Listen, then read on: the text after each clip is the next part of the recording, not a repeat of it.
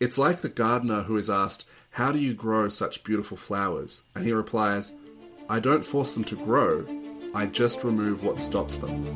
Remember, failure was part of the objective of entering the gym this morning.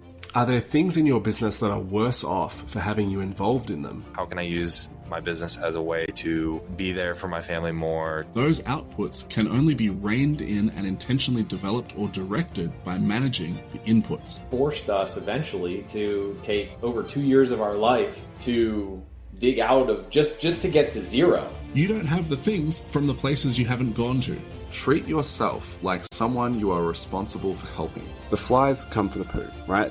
There's a push-pull effect with all of your marketing, and it needs to be pushing away the customers that are not a good fit and drawing in the ones that are. Hey, welcome to all of you bandits and chilies. This episode is called Proximity, Self-Trust, and Being the Smallest Fish. This episode is completely different. This episode is, first of all, late in production because of the very subject matter of the episode. What I'm going to be sharing with you and talking about today is happening right now, and the emotion and the weight of what we're going to cover is very real right now and very raw. So I just wanted to capture it in real time for you. Is that all right? Do you mind if we get real in here for a moment? Just to set the stage, you have probably heard things like proximity is power, and you are the average of the 5 people you spend the most time with, and show me your top 5 friends and I'll show you your future. All of that good stuff, right? But do you actually believe that? Because let me tell you, I do believe that, but what I have just realized was that I was not acting as though I believed that. Do you know what I mean? Does that resonate with you? Like, if this was a quiz, pen and paper, multiple choice, and you were asked a question, which of the following is the biggest predictor of your future? A, your past. B, your bank balance. C, your industry.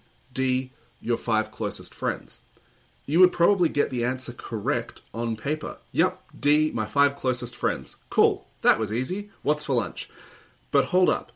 If you actually want to apply that in your life, the ramifications could hardly be larger. Whatever levels of success you aspire to achieve in any area of your life, health, wealth, family, etc., they will all be primarily dictated by who you surround yourself with. Whoa. Again, you know this stuff, but do you really know it? Do you really believe it? And how much do you actually care about your future success in health, wealth, or family?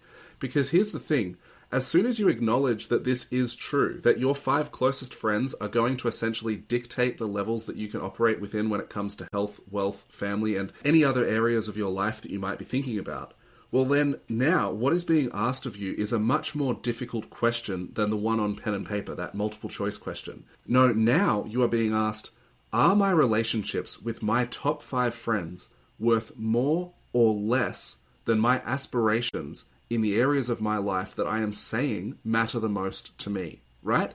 It's like a congruency test.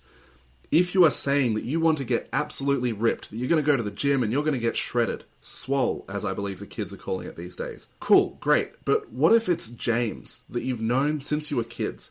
What if he is stopping you? Maybe directly because, maybe he's become really toxic, or maybe indirectly because he just doesn't praise you for the things that take you closer to that goal. Instead, he praises you for the things that move you further away from that goal. He's encouraging you to go to the pub for beers and chips. Are you willing to pull back from that relationship, or, if needed, even to cut off that relationship? On the flip side, are you willing to cut off your goals and dreams? This is the uncomfortable reality of the question that you are left with once you acknowledge the truth of proximity is power, and you are the average of the top 5 people that you hang out with. So, do you really believe that? And do you demonstrate that belief in your life? This isn't about burning bridges and cutting people off, but it is about making intentional choices from a place of alignment to your own stated values and goals, rather than trying to have a facade of those stated values and goals, but being unwilling to take actions in that direction. Depending on where you are on your business journey or any other journey in your life, health, family, etc., you may have already organically or systematically done this. So think small with me for a moment.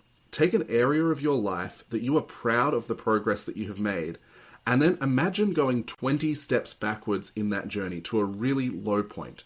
Maybe you had just started your business and you had no idea what you were doing.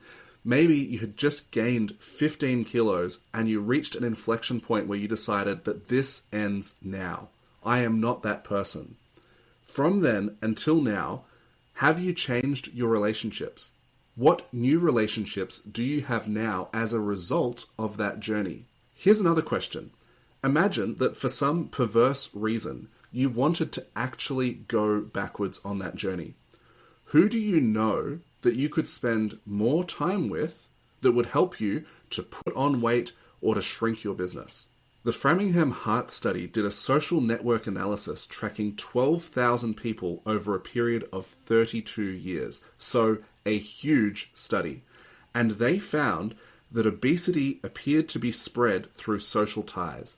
If a close friend became obese, a person's chances of becoming obese increased by 57%, which was a significantly higher increase than even if a sibling or a parent became obese. So it wasn't just a case of meal sharing. Interestingly, geography did not matter.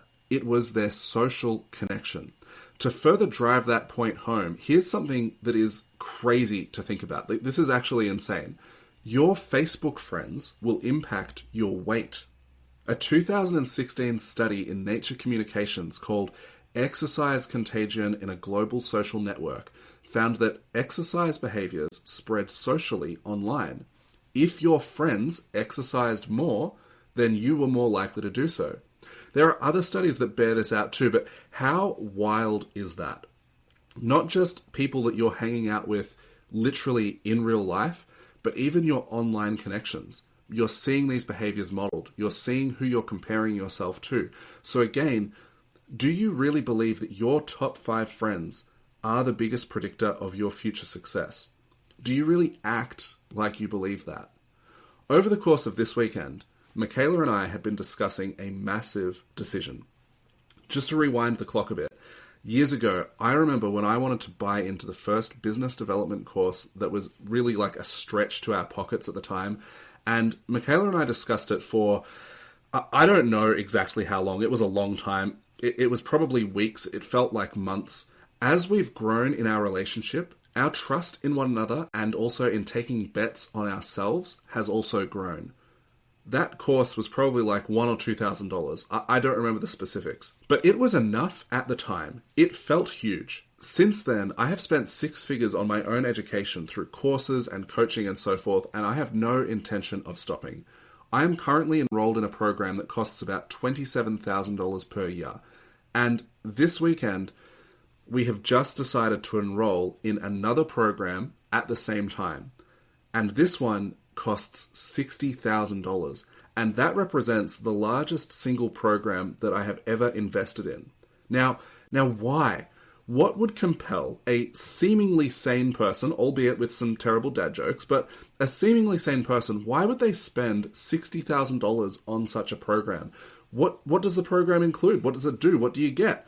Well, I'm not going to tell you what the program is, at least not yet anyway, right? Got to keep some secrets around here, keep a bit of a mystique, but I will tell you that the single most important part of what I get is access to a room in which I am the smallest fish.